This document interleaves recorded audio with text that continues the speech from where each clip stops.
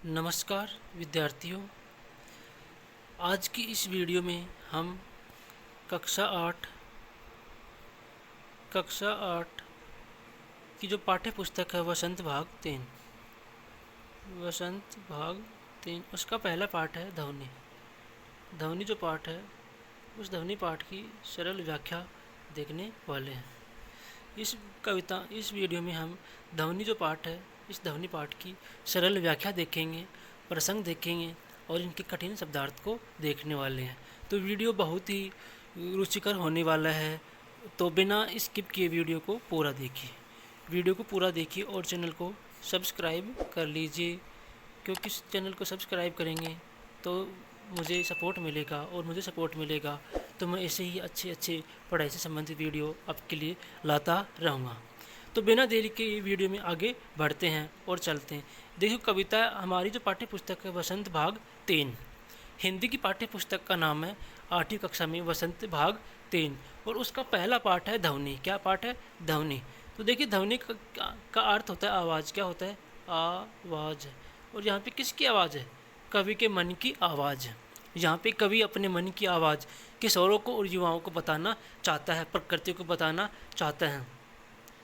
क्या चाहता है? देखिए, ये जो कविता है इसके कवि कौन है? कवि हैं सूर्यकांत त्रिपाठी निराला। इसके कवि हैं निराला जी। निराला जी का थोड़ा सा परिचय हम देख लेते हैं। जो निराला जी हैं इनका जन्म 1899 ईस्वी में हुआ था। और कहाँ हुआ? बंगाल में। पश्चिमी बंगाल है, उसमें एक जगह है महिषादल में इनका जन्म 1899 ईस्वी में हुआ था। और ये छायावाद के कवि थे और ये बहुत ही आशावादी और उग्र स्वभाव वाले कवि थे।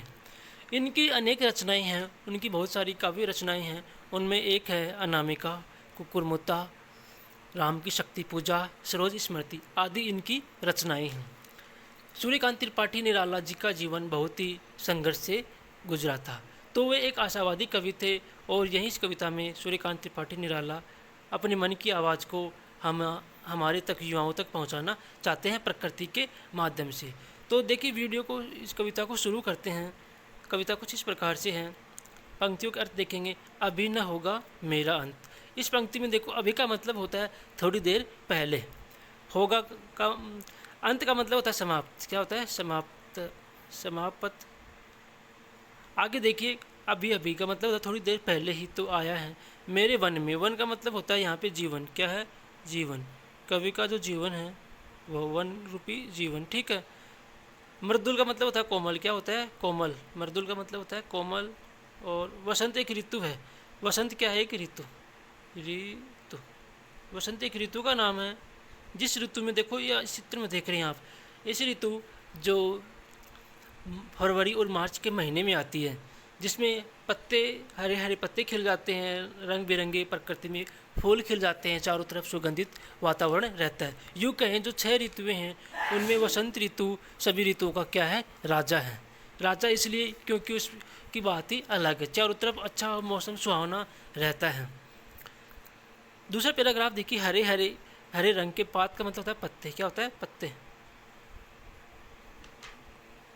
डालियाँ, कलियाँ का मतलब होता है फूल जो होते हैं उसके पूर्व की अवस्था, अर्थात फूल नहीं खिले होते हैं उसकी पहले की अवस्था। कोमल का मतलब होता है कि मधुर। क्या होता है? मधुर या मुलायम।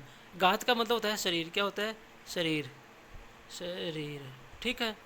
फिर निद्रित का मतलब होता है नींद में। क्या होता है? नींद में अलसाई हुई, नींद में। और कलियाँ होती हैं कि फूल से पहले की जो अवस्थाएं। जगह, एक प्रत्युष का मतलब होता है प्रातः काल। क्या होता है? प्रातः काल। प्रत्युष का मतलब होता है प्रातः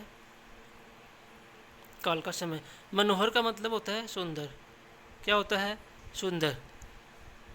आगे देखिए इस पैराग्राफ में, पुष्प का मतलब होता है प्रत्येक फूल। क्या होता है? फूल से। और तंद्रालस का मतलब होता है नींद से अलसाया हुआ। नींद से अलसाया हुआ, जिसे हम ऊँघना भी कहते हैं। नींद से अलसाया। ठीक है, इसे ऊँघना भी कहते हैं। और क्या है? अपने नवजीवन का अमृत शहर से सींच दूंगा। सींचने का मतलब होता है उसकी में पानी देने की तरह। जिस पेड़ों में पानी देते हैं ना, तो उसे क्या बोलते हैं? सींचना।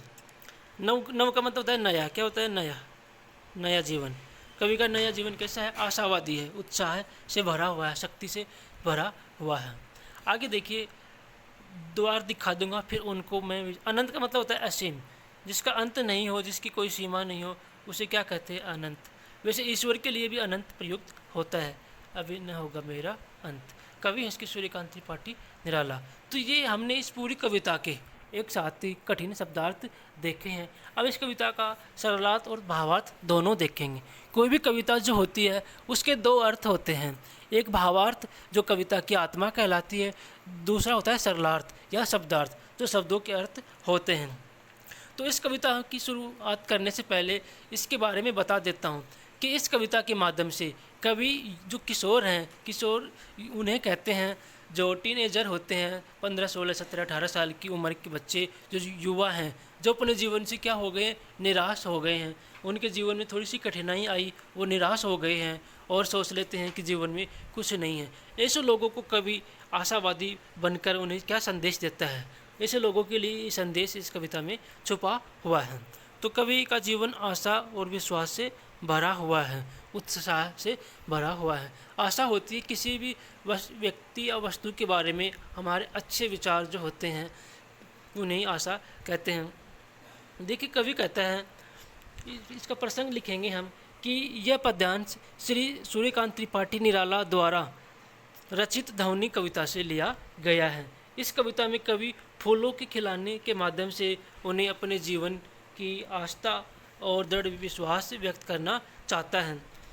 अब देखिए, इसकी व्याख्या किस प्रकार से करेंगे हम? क्या करेंगे? व्याख्या इसका सरलार्थ ही होगा, भावार्थी क्या होता ही है? व्याख्या होती है। देखिए, इसमें कवि कहना चाहता है कि कवि का मानना है कि अभी उसका अंत नहीं होगा। क्यों नहीं होगा? क्योंकि उसका जीवन आशा से भरा हुआ। आगे बताता है कि अभी अभी ही तो आया है। कवि का अंत इसलिए नहीं होगा क्योंकि उनके जीवन में अभी अभी तो आया है मेरे वन में। वन का मतलब होता है उनके वन रूपी जीवन में मर्दुल कोमल वसंत। अब कोई भी वस्तु या व्यक्ति होता है जिसका जन्म होता है तो उसकी कुछ तो निश्चित आयु होती है। तो कवि का यह मानना है कि मैं अपना सपना या अपना कार्य पूरा करने से पहले मेरा अंत नहीं हो सकता, क्योंकि मेरे पास वसंत रूपी आशा आई है। वसंत ऋतु की तरह मेरे जीवन में क्या आई है? एक नई ऊर्जा आई है जिसको लेकर के मेरा अंत अभी होने वाला नहीं है।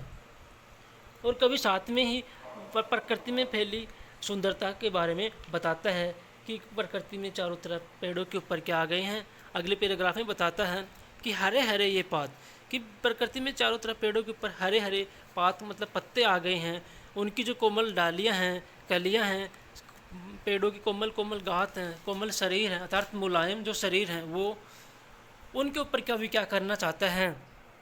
मैं ही अपना सोपन मर्दुल कर, अपना अर्थात अपना सपने से भरा हुआ, अर्थात अपना इच्छित कार्य करवाने के लिए अपना कोमल मधुर हाथ फेरना चाहता है। क्यों फेरना चाहता है? क्योंकि जो कलियां हैं वो क्या हो गई हैं? निद्रित हो गई हैं, अलसा गई हैं। नींद में सोए रहते हैं ना व्यक्ति।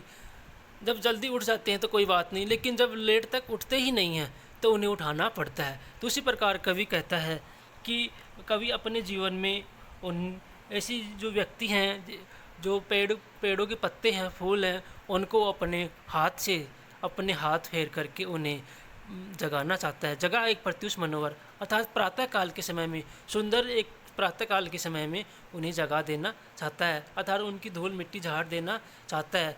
कहने का मतलब ये है कि ऐसे जो युवक हैं, जो ऐसे किशोर व्यक्ति हैं जिनके जीवन में क्या आ गई है? धूल मिट्टी रूपी निराशा आ गई है। कवि उन्हें अपने हाथ से हटा देना चाहता है। अगला जो पैराग्राफ है वो देखिए, पुष्प पुष्प से तंद्रालय से लालसा खींच लूँगा मैं, अपने नवजीवन का अमृत सहर्ष शीश दूंगा मैं। सहर्ष का मतलब होता है आसानी से, बिल्कुल भी नहीं घबराए, खुशी के साथ में।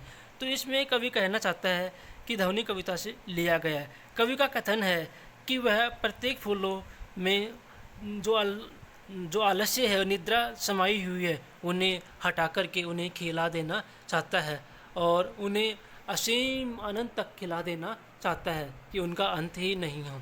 देखिए, कवि कहता है, इसकी व्याख्या देखेंगे कि किशोर रूपी फूलों के अंदर जो किशोर होते हैं, बच्चे होते हैं किशोर, उनके जो उनका जो मुख होता है वो एक फूलों की तरह होता है सुंदर, उनके चेहरे के ऊपर अगर निराशा के भाव आ जाएं तो वो अपने जीवन में कुछ कर नहीं पाएंगे।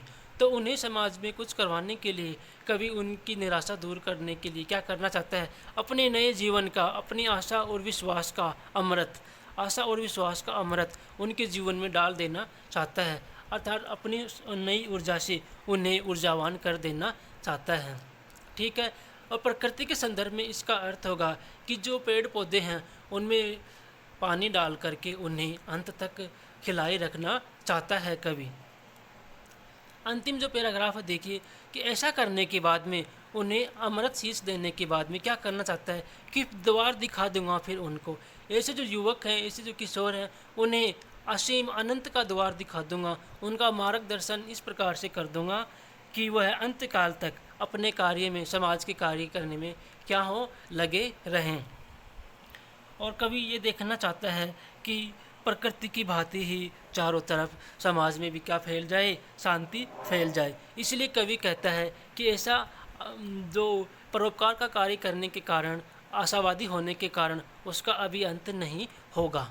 तो कहने का मतलब ये है कि ध्वनि कविता कवि की अपनी मन की आवाज़ है, उनकी आत्मा की आवाज़ है, और वो आवाज़ यह है कि निराश लोगों को वो अपने जीवन की शक्ति, ऊर्जा से उन्हें शीश देना चाहता है, उन्हें आशावादी बना देना चाहता है, ताकि वे अंत काल तक खिले रहें, अपने कार्यों से अपना जीवन को संवार पाएँ। प्रकृति की सुंदरता के माध्यम से कवि कहना चाहता है कि प्रकृति में देखिए सुंदरता, प्रकृति में सुंदरता के माध्यम से उन लोगों को एक मैसेज देना चाहता है। तो ये थी ध्वनि कविता, इसके कवि थे सूर्यकांत त्रिपाठी निराला। हमने इसके शब्दार्थ देखे, भावार्थ देखा।